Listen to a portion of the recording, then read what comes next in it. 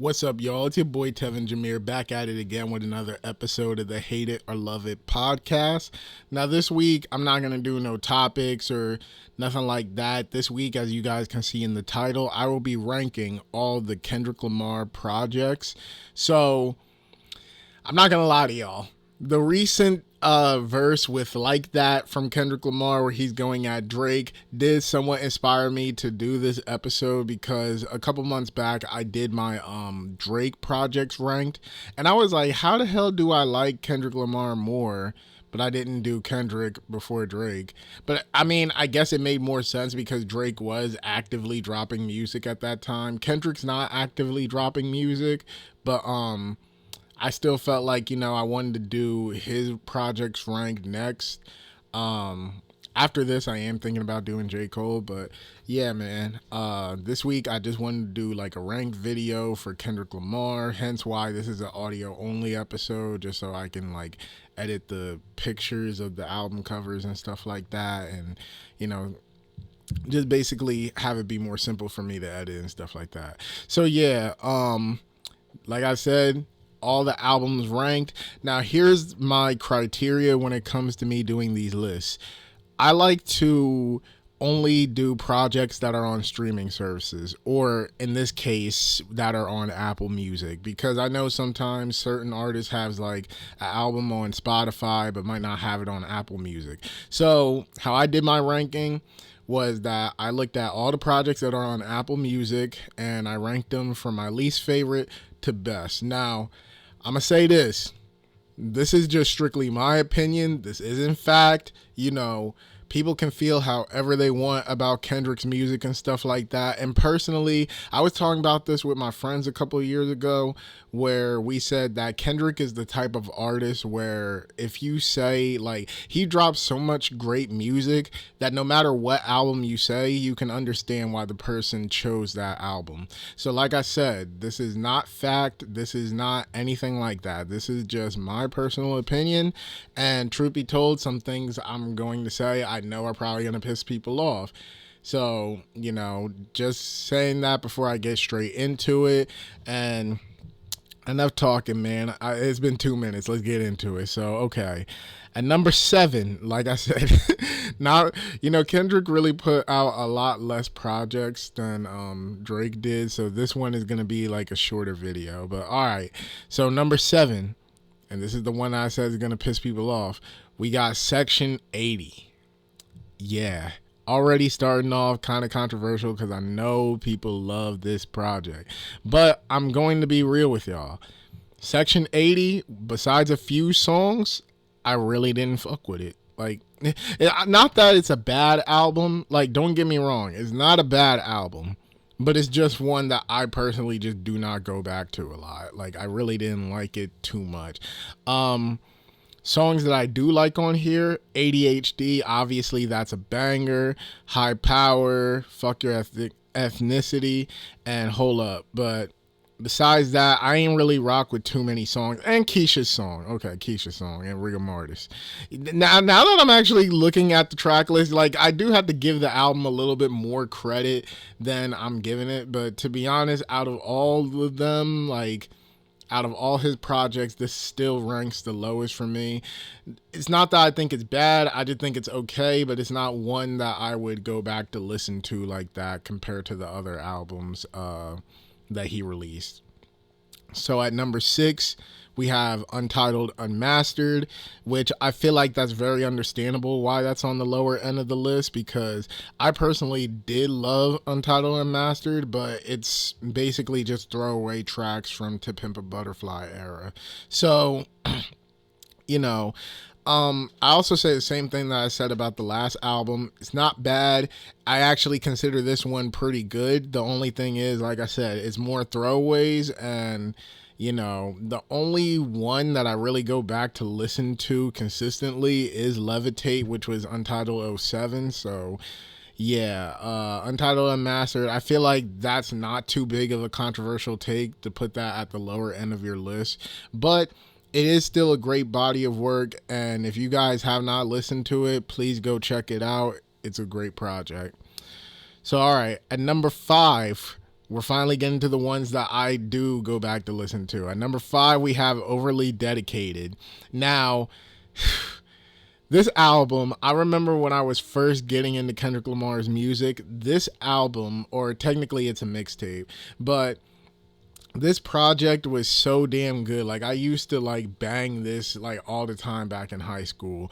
Growing Apart, Ignorance is Bliss, PMP, Opposites Attract, Michael Jordan was a hit, Barbed Wire, Average Joe. Average Joe was probably my favorite. I ain't even gonna lie. Average Joe was probably my favorite. She Needs Me. There were just a lot of songs on this project that I would go back to listen to consistently. And even at random points, I'll just randomly start playing some of these songs over and over again. So, like, yeah. Overly Dedicated was a really great project. If you guys haven't listened to it, please go check it out. Like, this, if you're not gonna listen to anything else on the lower end of the list, please go check this one out. So, all right. At number 4, we have Mr. Morale and the Big Steppers. Now, I'm going to be real with y'all. This album and my number 3 pick, it really depends on how I'm feeling, which one will be like 3 or 4. And you'll know the number 3 pick when I get to it. But Mr. Morale and the Big Steppers, I feel like I have a lot to say about this album. For one, when the album first came out, I remember it was very polarizing, and a lot of people were saying like, oh, this album, it took him 5 years to do this, 5 years, and this is what we get. First off, technically it was 4, because the Black Panther project, that was definitely somewhat of a TDE album. So let's stop with the whole it took 5 years. I didn't put that on this list, but all right. So Mr. Morale and the Big Steppers, I feel like I have a lot to say about the album, and I feel like it gets a lot more. Well, actually, over the years, it started to be regarded as a great project, so I won't say that it got hate, but like when it first came out, people were definitely dogging on this album a lot more than, you know, it deserved, because this album actually deserves a lot of credit, in my opinion. In my opinion, you know, I feel like this album is underrated when it comes to Kendrick's discography, because like I said, a lot of people didn't like it at first, and over time people learned to love it. But it's like, from out the gate, I already loved the album.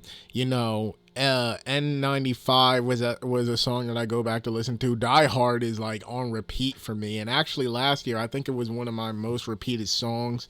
Father Time, Rich Spirit, I don't go back to listen to We Cry Together a lot, but it is still an amazing song. Silent Hill, Savior, Auntie Diaries, Mr. Morale, Mother I Sober. I'm pretty much about to sit here and name this whole track list, but yeah, this album is a lot better than people give it credit for. And I think the thing that also made me gravitate towards it a lot is, you know, the album definitely touches on mental health a lot, and throughout the album it's somewhat like a therapy session for Kendrick, but it also frames somewhat as a play. So that's the interesting thing about it. But you know, because the album was so heavy on mental health themes and stuff like that, and I'm someone which, if you guys been watching, you know, I deal with mental health and stuff like that. So I feel like this is an album that really speaks to me, and some of the things that he says, you know, about him trying to learn to be a better person and grow is just things that I can somewhat identify with.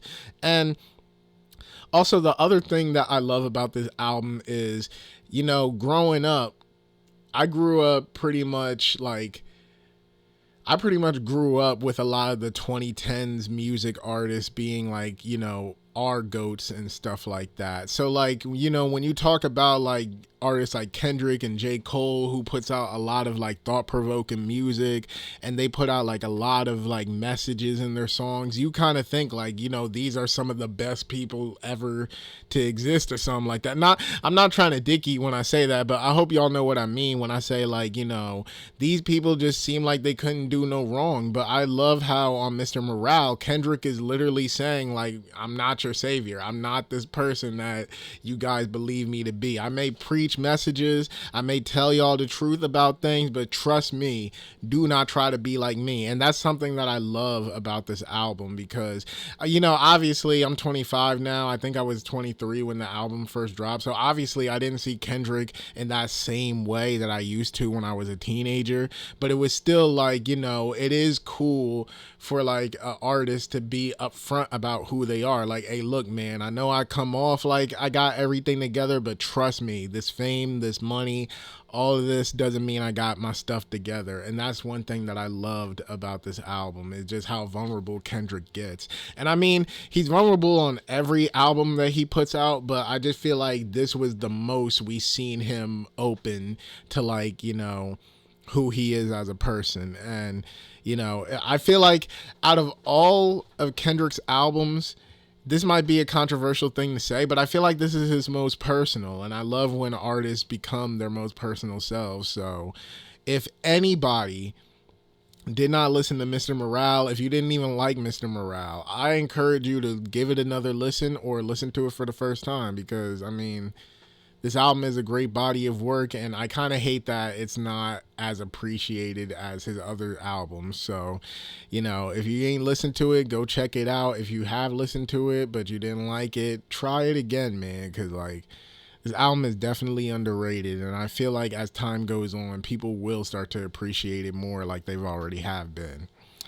So, all right, at number 3, and then like I said, Mr. Morale and this album, they kind of flip-flop depending on which day. I came up with the list like a couple of days ago, so that's how I felt a couple of days ago by putting Mr. Morale at number 4. But at number 3, we have To Pimp a Butterfly.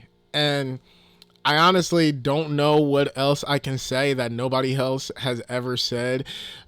This is regarded by a lot of people to be his best album. And personally, me, while I don't share that sentiment, I can see why it would be somebody's favorite album from him. Kendrick literally, like, he was on his own, like, he is in his own lane when he made this album. Because I still remember the landscape of it when he first dropped this album. It was, I remember when it was gearing up, when it was time for him to gear up to drop this album, I remember me and my friends was like, yo, is he going to continue more with the Good Kid, Mad City sound? Like, what type of sound is this album going to have? And I remember vividly, like, me and my cousin was sitting in my mom's living room watching TV.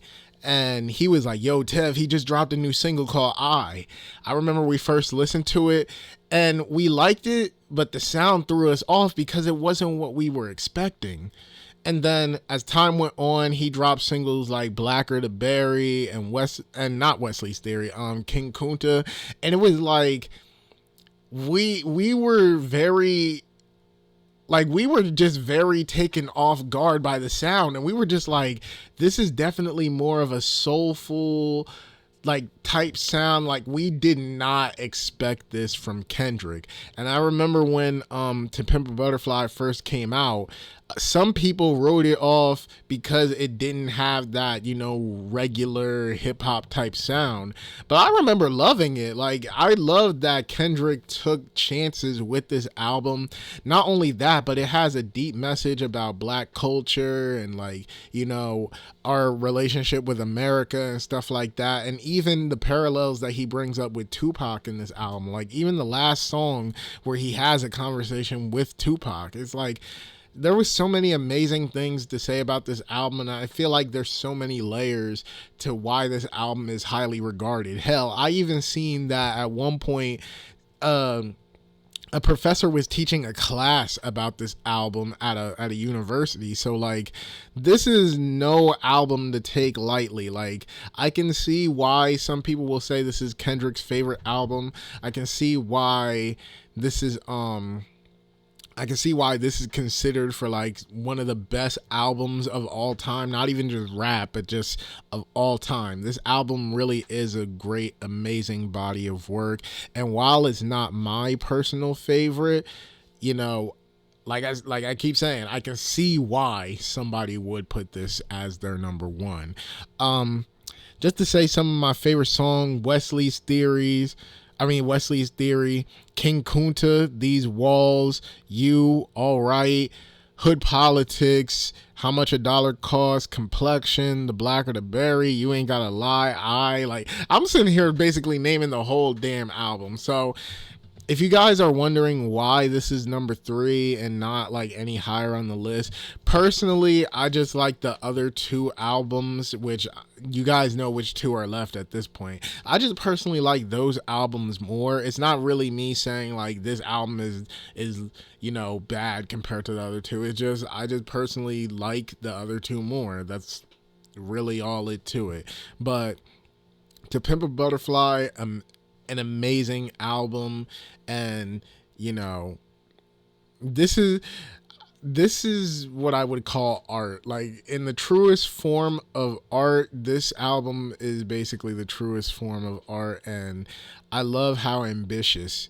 this album is. If I had to say, just like how I said Mr. Morale is Kendrick's most personal album, I feel like this is his most ambitious, with his change in sound and the execution of the album and all the heavy themes. Like, he just executed it all beautifully. So yeah, like I said, if Mr. Morale is the most personal, this is the most ambitious. And I definitely feel like, the ambition was definitely there and he executed it very well. So yeah.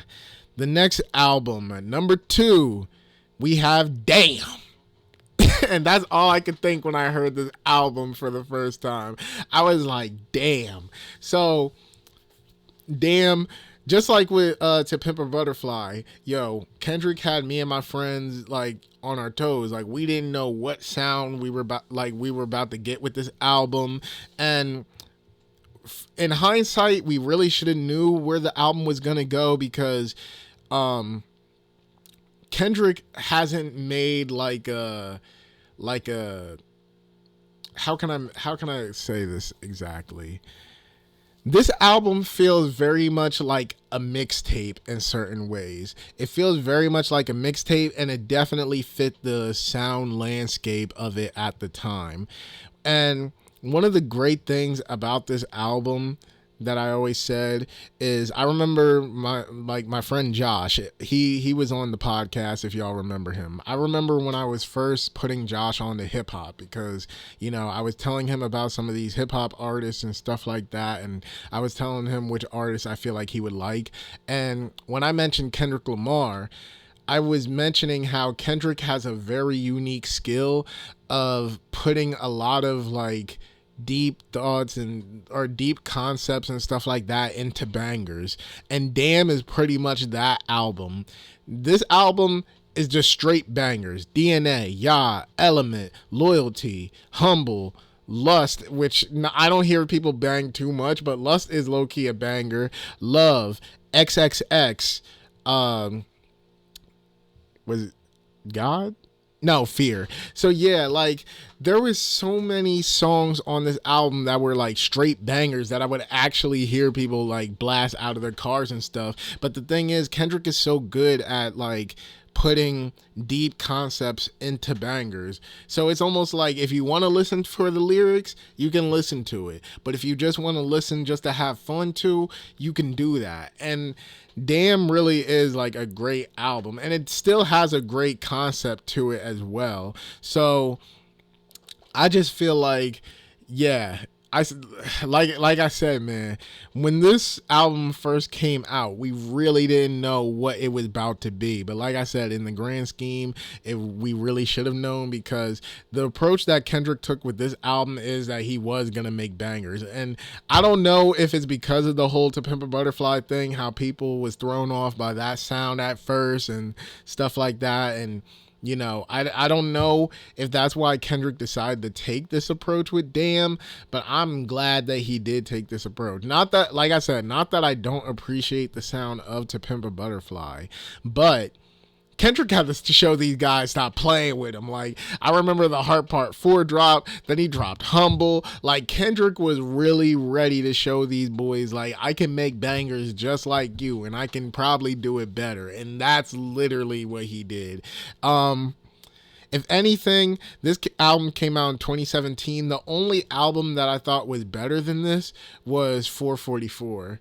If I remember how I ranked my albums in 2017. Yeah, I think the only album I found better than this in 2017 was 444. So yeah, this album, you know, if you guys are looking for a Kendrick album where you get straight bangers, if you guys just want to have fun and stuff like that, then Damn is definitely it. But like I said, if it is something you want to listen to for the lyrics, you can also do it as well. I feel like Kendrick masterfully put, both styles together in this album. And, I feel like it's definitely worth a listen if you guys haven't listen to it or anything like that. But yeah. And then at number 1, which I do want to say a quick honorable mention. If I was able to put any mixtape, in this list, at number 2 would definitely be the Kendrick Lamar EP.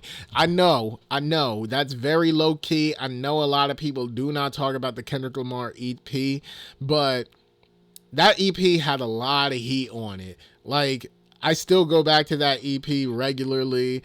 PMP, the original version, the original She Needs Me, Trip, Thanksgiving, Is It Love? My favorite song, Wanna Be Heard. I feel like that's one of my that's easily top 3 favorite Kendrick song. I know it sounds so basic because it's not really anything too crazy, but Wanna Be Heard really is my favorite, top 3 favorite Kendrick songs. So if I could put any honorable mention here, if I was to allow myself to put mixtapes, Kendrick Lamar EP would definitely go at number 2. But we're here to talk about number 1, which obviously, since that's the only one left, is Good Kid, Mad City. So not only did Good Kid, Mad City put me on to Kendrick Lamar, I know I came a little bit later than everybody else, but not only did that album put me on to Kendrick Lamar, but in a way, it showed me how artful an album can really be. Because here's my thing. When I first got into music and stuff like that, at first I was only listening to like the non-serious bullshit type of music and stuff like that. Like, I was into artists like Wiz Khalifa and what was another rapper that don't really make like too many serious albums. Like, I was just listening to a lot of music that it really didn't matter what albums, it really didn't matter like what a concept of an album was. Like, I was mostly listening to artists that would just make compilations of songs pretty much. And I did always say that Nothing Was the Same was the first album that I actually like really cared about to listen to all the way through. But Good Kid, Mad City was the first album to show me how artfully an album can be done. Now, that's no discredit to Nothing Was the Same, because that is still a great album. But when I say like how artfully it can be done, this shit is basically like a movie. If you guys know the theory about Kendrick Lamar, he kind of like bases his albums kind of off like other pieces of media. So Good Kid, Mad City is kind of in the form of a movie. I forget what the form of To Pimp a Butterfly. Oh, a poem.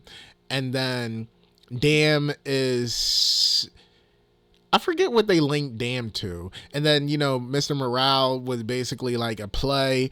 This album, like I said, is like a movie. And maybe it's because I am into film, like I love film and stuff like that. So maybe that's why I love this album so much. But when I say that this album was done like really like a piece of body of art or something like that, like I really mean it. This album, from beginning to end, the skits, usually I don't like skits or interludes on albums. Usually, I'll listen to it. If I'm listening to the project for the first time, I'll listen to it for the context of the album, but I really don't care about skits and interludes like that. But this was like the first album to show me like, you know what? skits and interludes do have its place, and I actually do like the skits and interludes in Good Kid, Mad City. I think the thing that really do make me love this album really is the fact that it is framed a lot like a movie. So not only does the songs fit very well into the theme of the album, honestly, but like I said, it is framed just like a movie. But basically, a lot of the other compliments that I gave to other Kendrick albums can also be found here. Personal stuff, while this isn't, in my opinion, as personal as Mr. Morale and the Big Steppers, you still get a lot of that personal stuff in there. Kendrick taking a very soulful approach and stuff like that. You can see a little bit of this. You can see like a little bit of soul in this album and stuff like that. Just like with Damn, how I said like he turned bangers into deep songs. One of my favorite things is when I found out that swimming pools, like, you know, when I first heard swimming pools, I was like, all right, so this is just, you know, a club banger or something like that. But in the context of the album, it is so much more deeper. So it's like you can listen to the singles version where, you know, you get that banger, but if you listen to it in the context of the album, it's really like, yo, the song is actually kind of deep. If you listen to the lyrics, it's actually kind of deep. So a lot of the compliments that I gave to other albums all can be found in this. But on top of that, this album just has a lot of my favorite Kendrick songs of his whole career. Backseat Freestyle, Money Trees, Compton, Now or Never, if you have the deluxe version. Shireen was another one. Bitch Don't Kill My Vibe. Like Poetic Justice. This album is literally full of greatness. And like I said, Kendrick is one of those artists where if you say another album, I won't blame you. But in my personal opinion, this is the one. Like, this is the one for me. Like, Good Kid, Mad City really is an amazing project. And if there is no other project that I'm going to recommend, which I pretty much recommended every single one of them to you, but if there's no other project that I'm going to recommend, check out Good Kid, Mad City. If you don't check out anything else out on this list, check out Good Kid, Mad City. It's such an amazing album, and, you know, I identify with this album a lot. Like I feel like I got a lot of the experiences on here. You know, like I said, the other compliments also did it for me. So like this album really is a great body of work. If you have not checked it out, please check it out. So yeah, man, that was it for this week's episode. I know this episode is kind of short and it's not as topical as my other episodes, so, you know, I hope y'all enjoyed it. And I am someone that likes to talk about hip hop and stuff like that. So if you guys want to continue in the comments, like, you know, what's your favorite Kendrick album? Have you ever listened to Kendrick Lamar? Like, how do you feel? Or what's your rankings of his albums? So, you know, just let me know in the comments how y'all feel about it. And, you know, like I said, my next one, I'm probably going to do J. Cole, you know, get the big three out, and then I'll probably do like other artists. I know some people probably would want me to do Rod Wave, since I say all the time that Rod Wave is basically one of my favorite music artists. So yeah. Yeah, let me know if you guys want more rankings. Let me know how you feel about Kendrick Lamar and his projects and stuff like that. And with all that being said, I'm signing out. Catch y'all in the next episode.